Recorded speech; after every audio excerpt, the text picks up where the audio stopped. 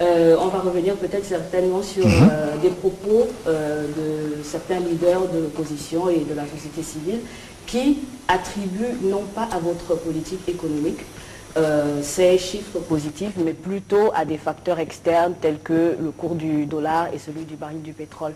Donc l'occasion pour moi de vous poser la question de savoir quels sont les secteurs hors pétrole qui contribuent depuis ces dernières années aux chiffres de croissance positive qu'affiche le Gabon. C'est encore une fois, la critique elle est facile, mais je ferai quand même remarquer que le pétrole, le baril se tient bien depuis un certain nombre d'années. Ce qui n'a pas empêché qu'en 2009, nous étions en croissance négative. Tout à fait. Bon, pourquoi nous sommes sortis de là? Et c'est bien parce que nous avons augmenté l'investissement. Lorsque nous avons décidé, dans le cadre de la loi de finances, de consacrer plus de 40% du budget à l'investissement, c'est là l'origine. C'est là vient l'origine de la croissance importante du secteur hors pétrolier. Qui, ce secteur-là, encore je le répète, a une croissance à 2 chiffres. Et cette croissance n'a pas été facile à obtenir tout de suite. Il a fallu que nous prenions des décisions courageuses, notamment dans le secteur forestier, secteur important pour notre économie. Nous avons donc décidé maintenant de passer par la transformation. Et ce mot de transformation, c'est ce mot-là qui va changer toute notre économie.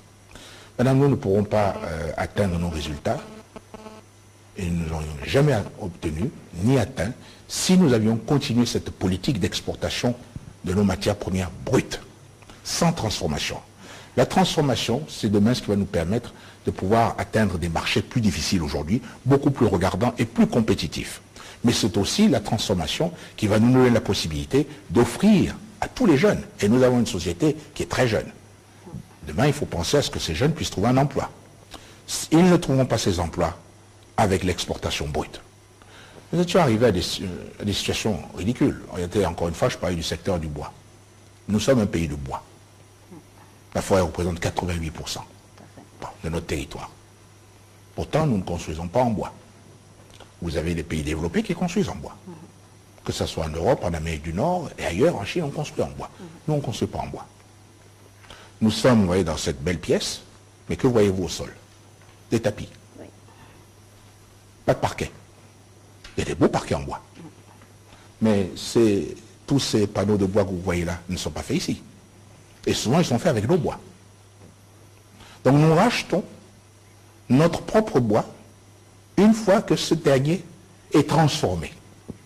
Donc, moi, tout simplement, et vous allez me dire pourquoi on n'a pas pensé à ça avant, mais on va d'abord transformer notre bois aussi.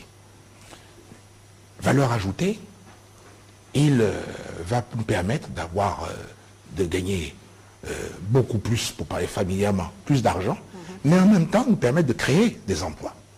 Donc ce que nous voulons faire pour le bois, nous voulons l'adapter pour tous les produits que nous exportons.